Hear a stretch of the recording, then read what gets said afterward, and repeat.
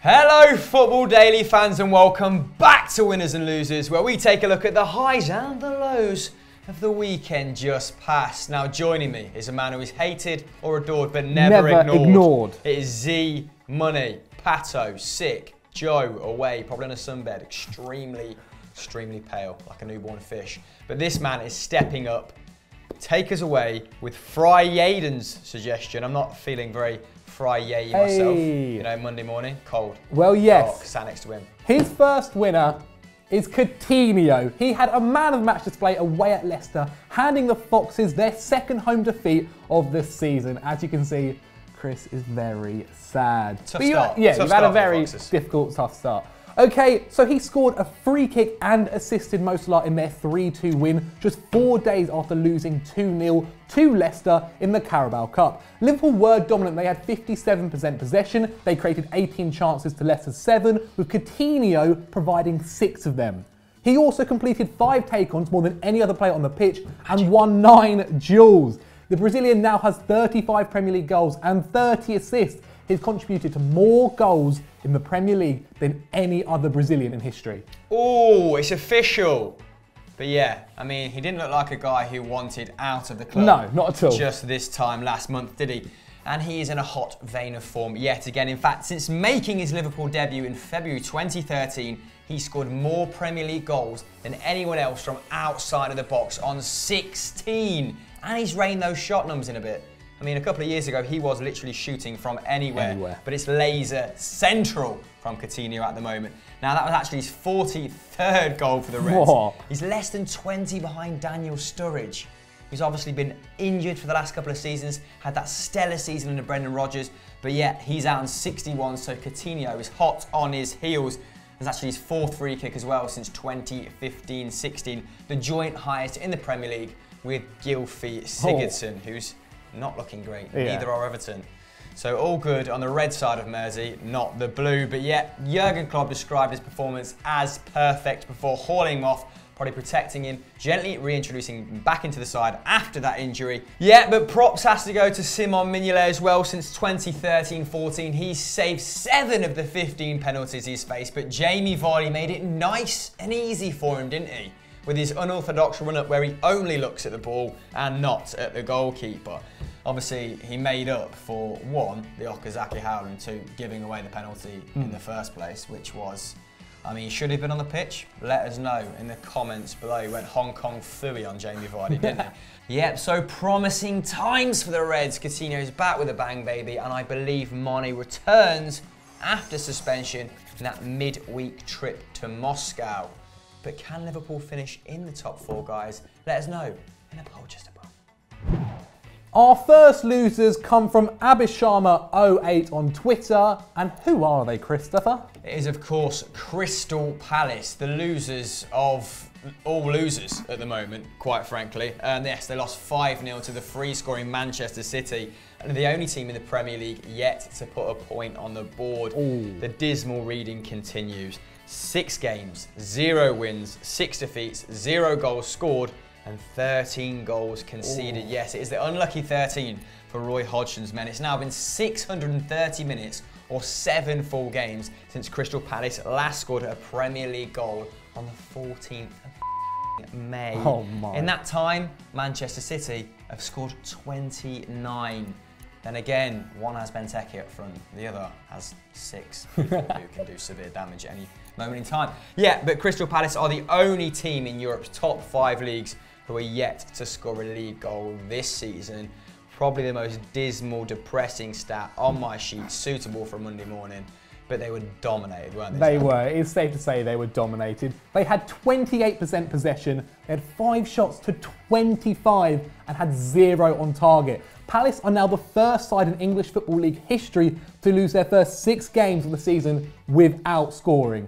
Loftus-Cheek was a bright spark though for Palace. He completed 3 dribbles, had 2 shots, 1 very close to a goal, and an 86% pass success, the best out of anyone on his team. No team has lost their first 6 games of the season and survived relegation in the last 32 years. The last team to do so?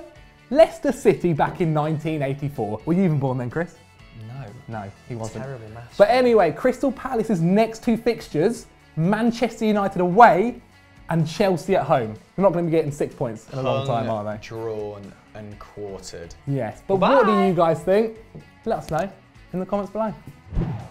Our second winner comes from Harvey, and it's a man that I put straight in my fantasy team this week. Get in there, you big Spanish beauty. It's the man who normally scores with his forehead, but he turned it on with his feet this week. It's Alvaro Morata. Yes. And Chelsea, to a lesser extent. Yeah. Chelsea won 4-0 away to Stoke, who have already taken points off Arsenal and Manchester United. Stoke, though, have a terrible record against the Blues. They have lost more Premier League games, 14, and conceded more Premier League goals, 42, against Chelsea than any other Premier League team. Chelsea's impressive away form continues, though. 8 wins in their last 9 games. That's the club's best run since September 2009 under Carlo Ancelotti. Pedro is proving to be a good replacement for Hazard, though. Since the start of the 16-17 season, only Diego Costa with 29 has been involved in more goals than Pedro with 27. 15 goals and 12 assists. But Chris, it's the other Spaniard who you want to talk about. Yes, the man who got his first hat-trick for Chelsea. Morata now has 6 goals and 2 assists in 6 Premier League games. This season he's the joint top goal scorer with Aguero and Lukaku, so keeping very good company there. But forget about those pair, because no player in Premier League history has contributed to more goals in their opening 6 games. Mucho bueno. I've been watching Narcos far too much. Trying to grow a Javier Peña moustache. It's working. Just looks silly now, I just forgot to shave. Anyway, yeah, and he's forming a deadly partnership with Azpilicueta of all people. Now, I've got down here, Azpilicueta to Morata is the most common assist-to-goal partnership in any of Europe's top 5 leagues. I believe Azpiz has assisted 4 of the 6. That's actually very impressive. That's very good. Spanish link-up play for you. But yeah, Morata is now averaging a goal or an assist every 59 minutes. Can he maintain this form? Will he prove the signing of the season? You know what to do. Let me know in the comments below, and try to avoid saying anything bad about him. We go down south to my favourite beachside town. It's Brighton, and it comes from Geordie Boy 98. But Chris, who is our loser? First of all, you need to go to some more beaches. Coalition. Where's that? No. Anyway, 700 miles the Toon Army travelled to see their side defeated. Actually, Newcastle's first loss in their last 3 games. Been in a spate of impressive form, haven't they? Now, Newcastle won both league meetings with Brighton in last season's championship, but lost their first ever encounter against them in the Premier League by virtue of this being the first time the home side has played in the Premier League. Now, Newcastle were dominant on paper, 17 shots versus 5, 5 shots on target versus 2, and 8 corners to 2 as well. But Matt Ritchie couldn't find Lascelles this time with with any of those 8 corners. Now, one positive from this performance was that of Mikel Merino, who was yet again the linchpin in that Magpies central midfield. The loanee this season secured the most passes, made the most tackles, made the most interceptions, and completed the most take-ons in that Newcastle side.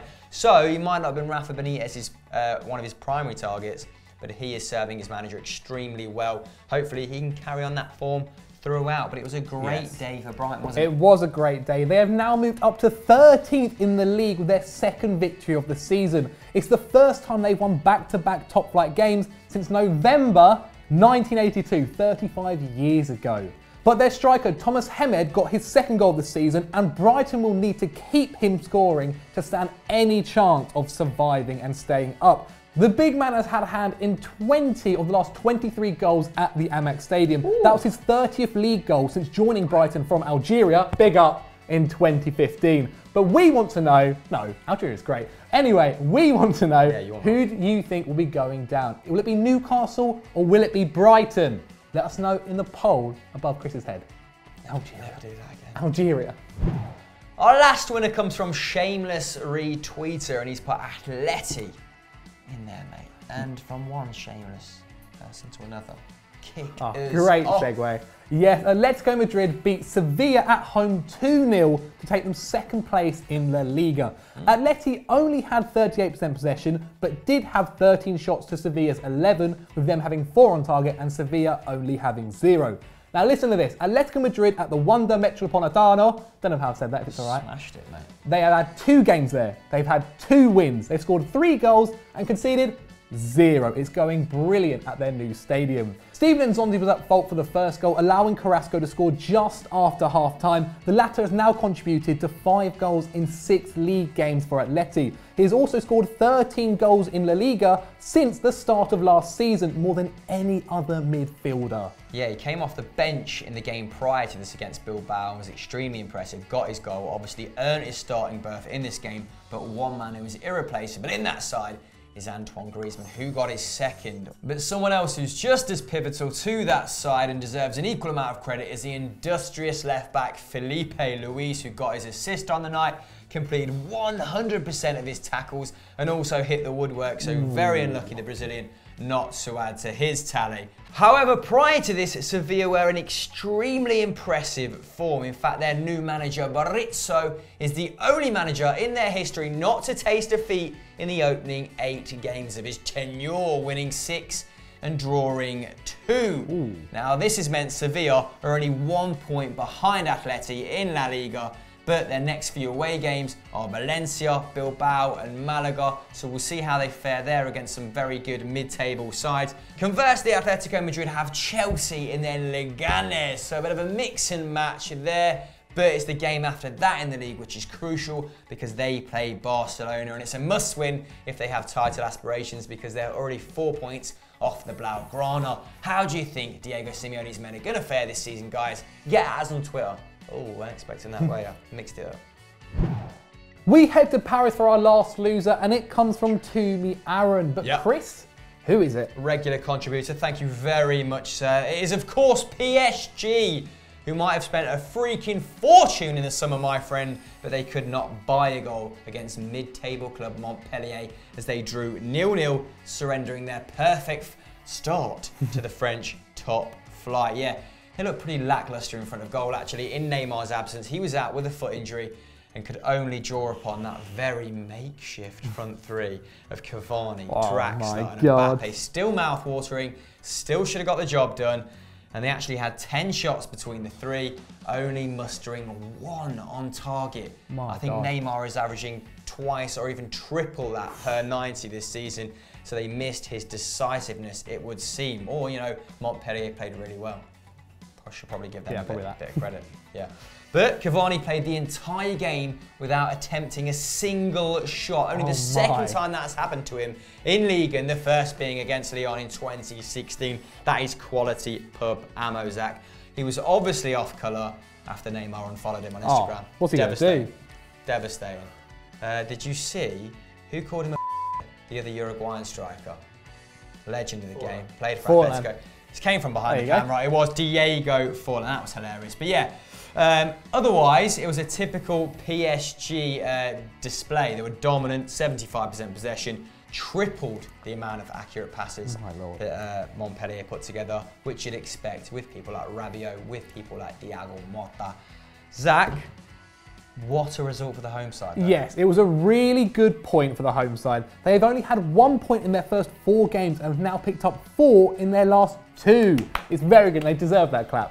And we have to give a massive shout out to Montpellier's own Brazilian, Hilton, who is now 40 years old and got the most clearances with 9, got 2 tackles and an interception. The bloke is basically old enough to be Mbappe's dad. Yeah, I mean, if he was shagging about when he was 11. Yeah, when you're from Crawley, mate. There you go. Anyway, it was good news for the Parisians, is that they're still top of the table by a point, remain undefeated, and their talismanic crybaby is back in the next game. That's Neymar. Yeah. So that was winners and losers, guys. Thank you very much for watching and for contributing. Zach, what should the wonderful fans do right now? They should head over to Eurofootball Daily and watch Eurofootball Roundup. And check out Stat Wars The Champions, where Bab played Pato. It was a battle against the ages. One for the record books. Yeah. Make sure you check it out. And as always, the fucking Stone Age against the fucking something else old banter. Bye. God.